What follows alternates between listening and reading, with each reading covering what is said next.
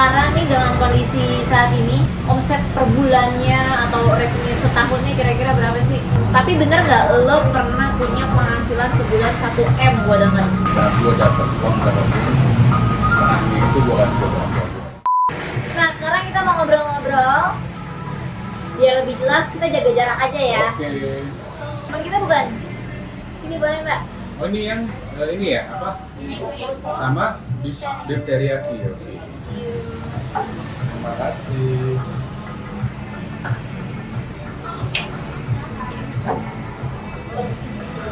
Express ya. Ekspres cepet banget, baru ke depan langsung jadi. Gimana rasanya? Enak kok. Enak ya? Gue kayak belum pernah nyobain yang goyang. Ya. Kita memang bukan cuma harga doang yang murah, tapi rasanya juga kita pikirin.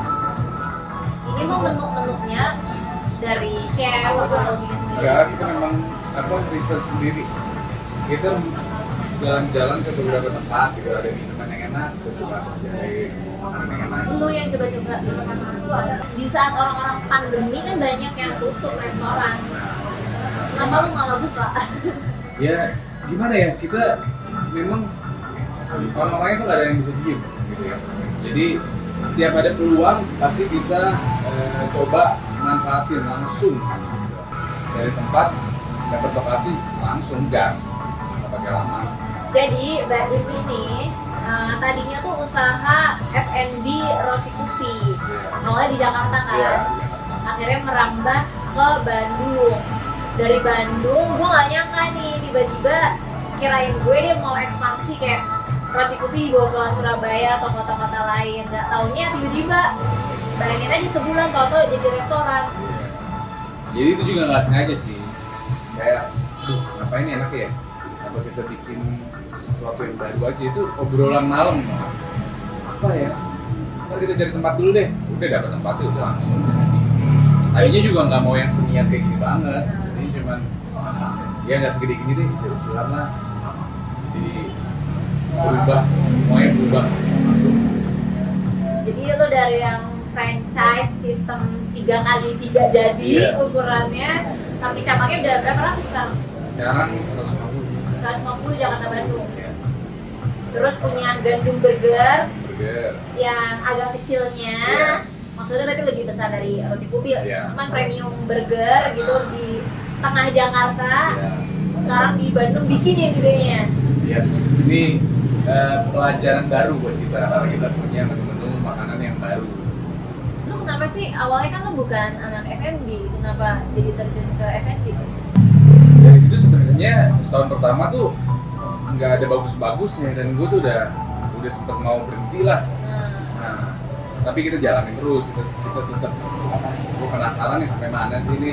Jadi tetap kita inovasi terus, jaga kualitas dan lain-lain sampai akhirnya tahun kedua tuh pertumbuhannya kenceng deh. Nah dari situ tuh mulai kita mikir ternyata F&B itu bersihkan juga ya. Nah dari situ mulai kita lebih ngulik lagi tuh yang namanya F&B tuh. Gue lagi jadi lebih suka masak, jadi suka research apapun yang berhubungan dengan masakan. Nah dari situlah kita bikin project, kita bikin apa ya. Jadi lo awalnya juga gak nyangka kan secinta ini sama Enggak. F&B? Karena awalnya tuh gue setahun pertama ditanya F&B tuh gue males jawabnya karena memang nggak Belum segampang itu. menghasilkan Iya. dan gak gampang waktu Nggak itu. gampang, susah banget. Ya, tapi proses ya namanya semuanya, ternyata yang berproses itu punya hasil juga ya oke lah. Perjuangannya kan nggak gampang tuh ya, kita mempertahankan setahun. Nih, kalau roti kopi nih, ini kan perusahaan induk ya, Iya. perusahaan induknya. Sekarang nih dengan kondisi saat ini, atau ya lo bisa kasih perbandingan lah, omset per bulannya atau revenue setahunnya kira-kira berapa sih? Ya segitu deh. Pokoknya yang Masa nggak boleh penting, kasih tahu sih? yang penting cukup buat makan ya. Cukup buat makan sekeluarga besar gitu. Sekeluarga besar ya. Oke. Nah, sebelum F&B, lu bisnis lo yang sebelumnya kan lu di apa aja sih, kayak interior, Iya, kita ada kontraktor, kontraktor, interior, IO, macam-macam sih. Memang itu semua masih berjalan.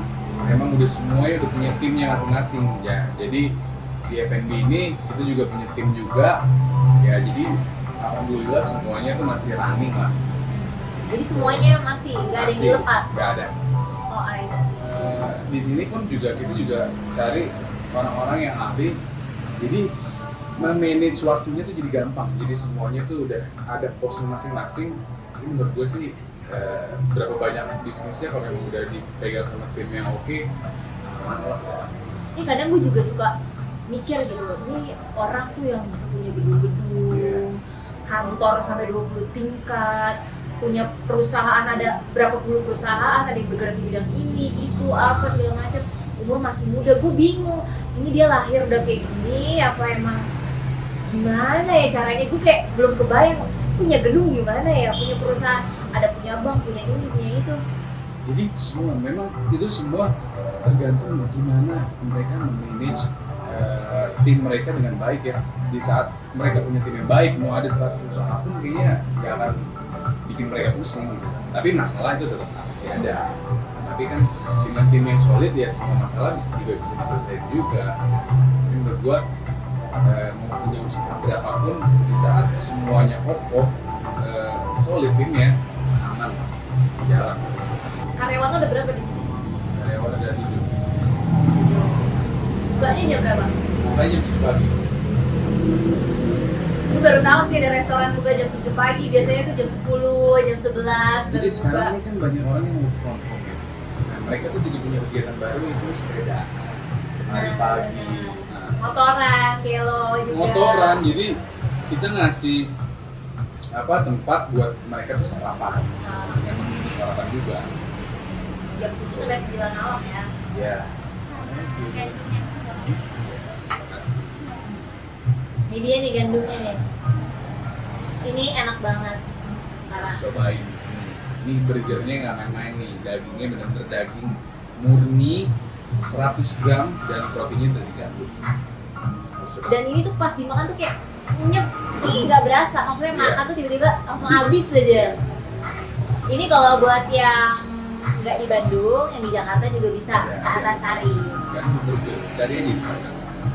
Market bedanya. Gue sih lebih melihat dari geografisnya di Bandung ya. Untuk kafe seperti ini dengan cuaca Bandung ini Sejuk lah ya. sejuk, itu pas banget diaplikasikan di Bandung tuh seperti ini. Ini kalau harga sewa itu juga lebih murah ya dari Jakarta ya nggak sih? Enggak juga. Karena ini daerah premiumnya ya. Jadi sama kayak di Jakarta lah, di saat tempat itu ada di tempat premium ya pasti mahal. Investasinya tuh sebenarnya juga ada di interiornya ini, maksudnya lo kalau setahun doang tapi nggak perpanjang kan lo udah renovasi gitu. Pasti itu pasti masuk banget. Jadi di saat kita renovasi total ya, memang kita juga butuh waktu buat mengembalikan itu semua. Jadi memang kalau bisa ya long term lah ya. Kalau roti putih sendiri, tapi nanti bakal tetap di expand juga nggak? Jadi nggak ke Surabaya gitu? Kita udah siapin semuanya sih. Tinggal beberapa bulan lagi ini kita udah ada di sana. Lo kan sekarang ibaratnya umur berapa sih?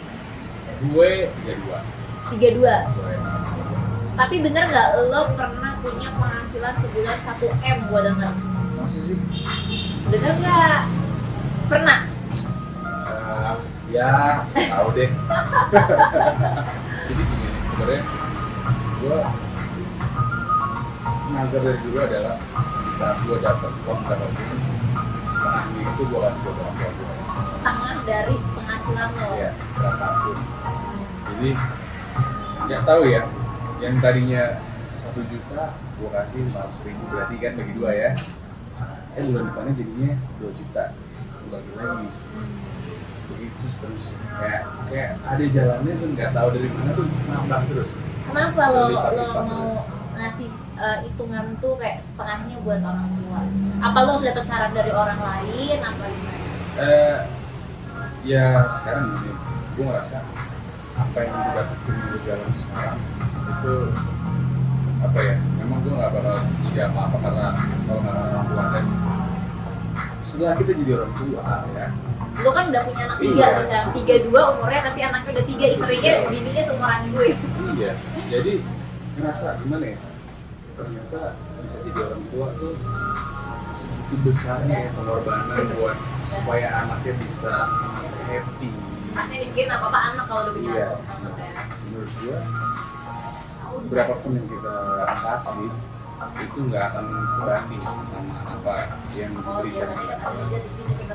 Dan gue selalu merasa tenang aja dan bahagia kalau memang gue bisa mengenal mereka. Jadi gini, kemarin kan gue jadi kita tuh temen tuh sambung menyambung menjadi satu karena dunia tuh hanya selebar daun kelor. Akhirnya gue ketemu temennya dia namanya Ayu. Nah Ayu kan lagi usaha emas kan, Oh iya. usaha emas. Terus gue akhirnya custom lah bikin kalung gue, bikin anting, bikin gelang. Nah, terus pas lagi ngobrol-ngobrol dia bilang iya nih kemarin Baim juga tadinya mau ngasih kado yang apa ya ulang tahun ya? Iya. Tahun sebelumnya lo beliin Alphard ya? Iya. Nyokapnya Baim ulang tahun, Tante Intan tuh suka berlian. Terus katanya jangan mahal-mahal ya yuk. Iya tenang gak gue mahalin. Terus gue kira beli berlian tuh yang berapa? Kalau gue kan waktunya yang masih puluhan ya, ratusan aja nggak mungkin gue kayaknya beli buat berlian. Terus pas gue tanya berapa yuk? Iya, Tante Intan maunya tuh pas dikasih lihat kalau yang nggak 1M 1,5 M anjir berlian apaan 1,5 M gitu hati gue. Hah 1,5 M jangan mahal-mahal gimana 1,5 M jadi cincin doang anjir. Tapi akhirnya lo nyokap mau buat renovasi aja ya? Iya. Tapi kan rumahnya baru renovasiin juga. Tapi ya mungkin setelah tahu nominalnya jadinya kayak udahlah cash aja deh. Cashnya kayak nyokap gue juga kalau ditawarin gitu pentahin aja deh. Tapi benar deh, selain pintu rezeki kita kebuka, hati kita tuh jadi juga nggak terbayar sama apapun di saat kita ngeliat orang tua kita sih. Jadi itu udah ngalahin apapun menurut gue. Jadi semakin dia happy, nggak tahu kenapa ya, kayak makin lancar aja jalan kita. Gue juga kayak gitu nih Im, gue kan pengen tuh orang tua happy. Jadi kan nyokap bokap gue udah pensiun. Nah jadi kadang setiap kemana-mana, misalnya gue MC ke waktu itu ke Medan, kemana itu orang tua gue ikut. Ini nih gue dapet MC berapa juta nih. Ini duitnya gue beli tiket buat ini nyokap papa mama ikut kapan lagi jalan-jalan Yes, itu kayak benar. gitu kan. Menurut gue nggak usah pikirin yang itunya. Tapi tiba-tiba ntar ada lagi gitu. Ada lagi, terus setiap acara apa nyokap bokap gitu. Jadi mereka tuh kayak happy. Kadang kan sampai orang tua tuh mikir pengeluaran banyak. Kadang mereka tuh mau liburan tapi mikir-mikir mau ngeluarin duitnya gitu loh. Jadi kalau sekarang apa yang bisa gua kasih, gua kasih. Sampai kemarin kan rumah nyokap gua kebanjiran lagi 2 kali. Iya. Tuh gue pengen, terus udah gitu gang rumah gue tuh sempit banget, kayak cuma 1 mobil lewat itu doang kan. Walaupun akhirnya gue udah beli rumah, terus gue pengen kayak, gue pengen beliin nyokap bokap rumah deh gitu. Iya. Maksudnya yang daerah lebih bagus. Sampai gue yang nyari-nyari, sampai gue setiap weekend ngajak mah lihat rumah sini yuk, lihat rumah situ yuk, apa segala macam. Jadi bagus loh itu. Apa? Walaupun ya, misalkan gini, misalnya gue mau memberikan sesuatu buat orang tua gue, tapi gue masih belum punya dana nih. Tapi gue udah punya niat ya. Niat. Ntar tiba-tiba ada aja jalan. Benar. Kayak Ya udah jadi ambisi Iya. yang setiap hari dipikirin tuh bisa kayak nanti ada aja jalannya gitu. gue dari dulu gue coba biasain apa yang mau gue punya di saat gue bisa beli, gue beliin dulu orang tua gue. Jadi gue belum punya mobil mewah gitu. Tapi gue pengen orang tua gue naik mobil mewah. Nah dari situ baru alhamdulillah gue bisa beli. Misalkan apalagi nih ayah dan lain-lain kayak gitu-gitu deh. Jadi tapi memang nggak mudah ya kayak gitu ya. Kadang-kadang kita ada terpikir kayak ini mobil bagus banget kalau gue yang pakai itu deh nih. Apa lu orang tua nanti aja ya. Pasti ada, tapi menurut gue di saat itu buat orang tua udah nggak usah mikir macam-macam, langsung aja. Kadang tuh orang tuh mau sampai kayak nolak-nolak udah ngapain sih mikirin mama, udah yang penting kamu aja bangun rumah, udah kamu aja gitu. Orang tuh walaupun kita mau baik masih kayak udah nggak usah. Sampai kapanpun mereka nggak akan ngebebanin anaknya ya. Yang gue rasain kayak gitu. Tapi apapun pemberian lo mereka tuh bahagianya Seneng itu luar banget. biasa. Jadi itu yang ngobatin kekosongan kantong lu untuk ngebahagiain orang tua lu ya. Jadi nggak berasa tuh.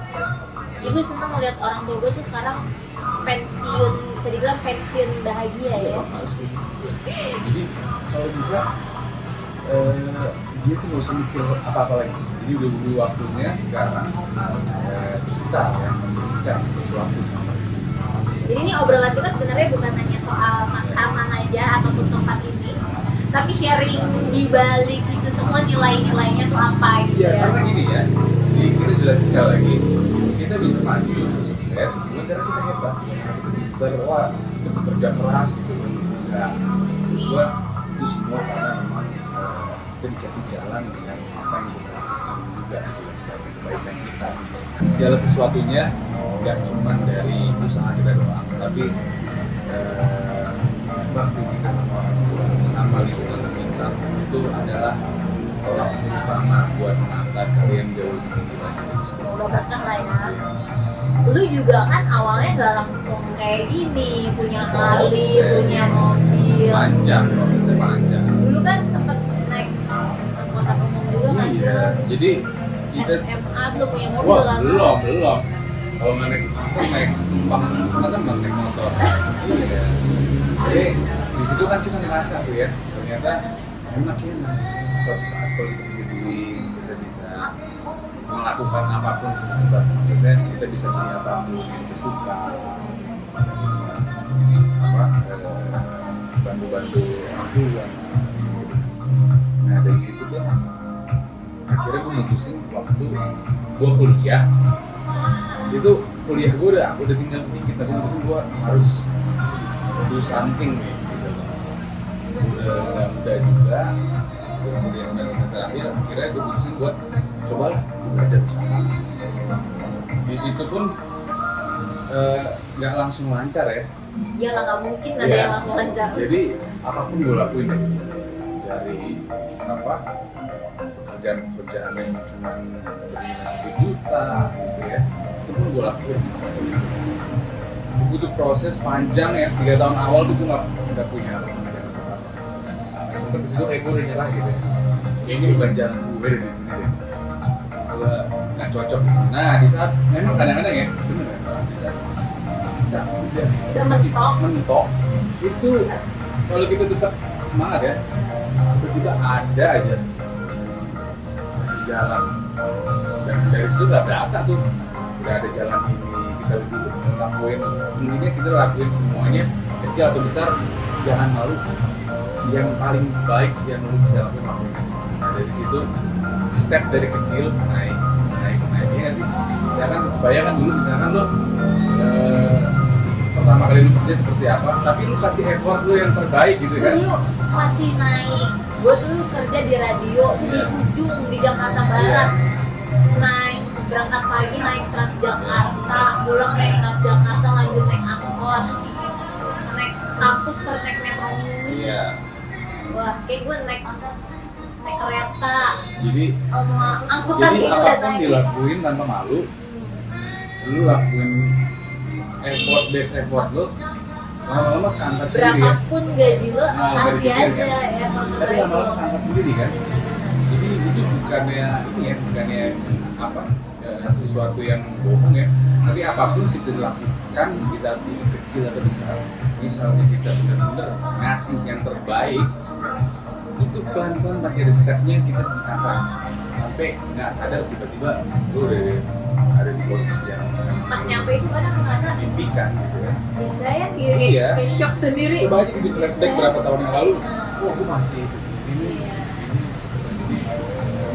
Gue masih memimpikan kehidupan orang lain. Iya, yang sampai akhirnya bisa lu capai Bisa sekarang kan. akhirnya bisa dicapai. Jadi kekhawatiran itu semua orang pasti punya, tapi selama kita berniat baik, lu nggak usah takut.